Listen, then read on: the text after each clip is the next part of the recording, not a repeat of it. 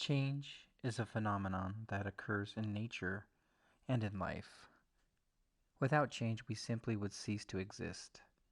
We have all survived changes, or we wouldn't be here today. But I believe that you can do more than survive, you can thrive. Chances are you have experienced more changes in your world during the last 5 years than at any other time in your life. Because of increasingly fast technology, the cycle of change has been compressed. Change occurs faster and faster. And the longer we live, the more change we'll experience. It will serve you well to understand and embrace change. Think of change. Think of a change you experienced in your world in the last few months, even in the past few days. I bet you can think of many. What we can learn from this past is this: we can no longer predict what life will look like over the next few years. The world we know will change. We will change. So, how can we embrace and thrive during such times like this? It is important to understand that change is an external event that requires you to make some kind of internal adjustment. When we adjust, even just a little, we have responded to change, and we respond to change by moving through three identifiable phases. One, the first phase, experiencing the end of something that we knew, also called the letting go phase. Number two, the neutral zone, the time between when you let go of something and become comfortable with the new. This is also referred to as the transitional time.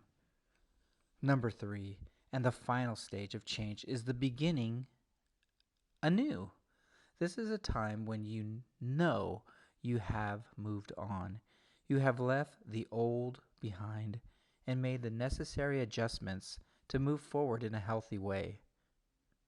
In other words, you must let go of the old, the tried and true, make adjustments to learn new skills, behaviors, and even attitudes, and then move forward. Even though you may not even know it, you are really quite skilled at this. You make small changes every day. Perhaps your favorite restaurant is closed, or your favorite brand of cereal is no longer available, or maybe even the person you've counted on to prepare your taxes, maybe they've moved away. You make the change and you move on.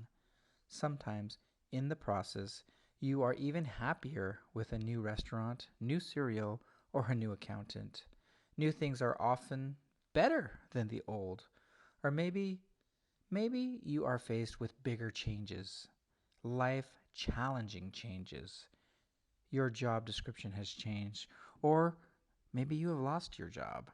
Perhaps a child has left home for the first time, or an adult child is returning home. Maybe you have had to deal with the loss of a relationship through divorce or death.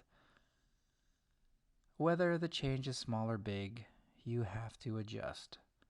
The first step of the change process requires us to let go of what is familiar. This is hard, even with the smallest of changes. But you cannot embrace the new if you are holding on to the old. Let me say that again. You cannot embrace the new if you are holding on to the old. Letting go isn't easy, and the more significant the change, the harder it is. When letting go, there is a sense of loss. With the bigger change, the greater the sense of loss.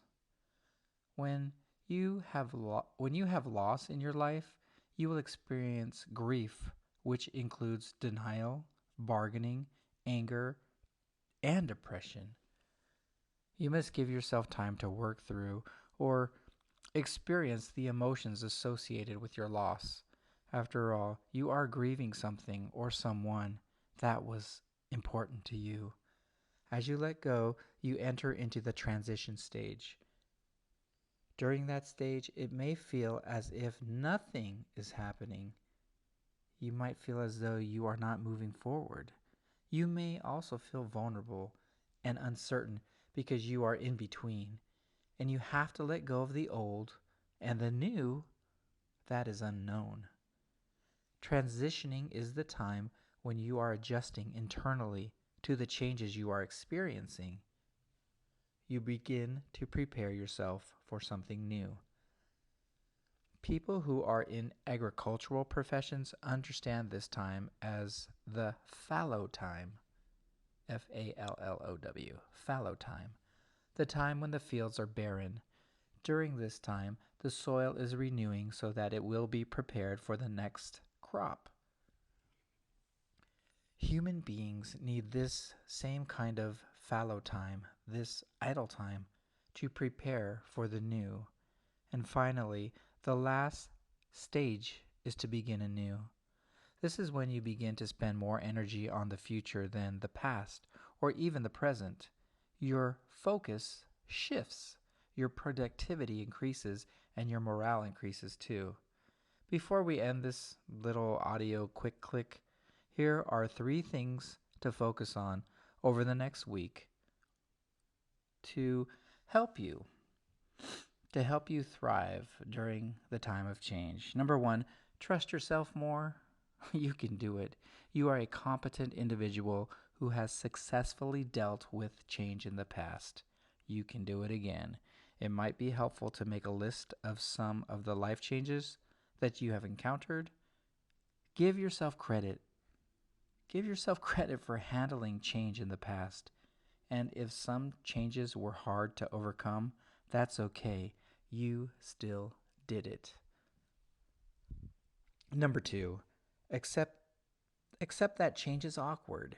You will be out of your comfort zone, out of the tried and true, and that's okay. That is how you grow. Number 3, do something that makes you feel in control. This can be simple like cleaning out your closet, or something little, or something a little more complex, like learning a new skill or learning something new on the computer. So between now and the next time, trust yourself more, accept that change is awkward, and do something. Until then, remember these words of Leo Tolstoy. Quote, "Everyone thinks of changing the world, but no one thinks of changing themselves." Leo Tolstoy.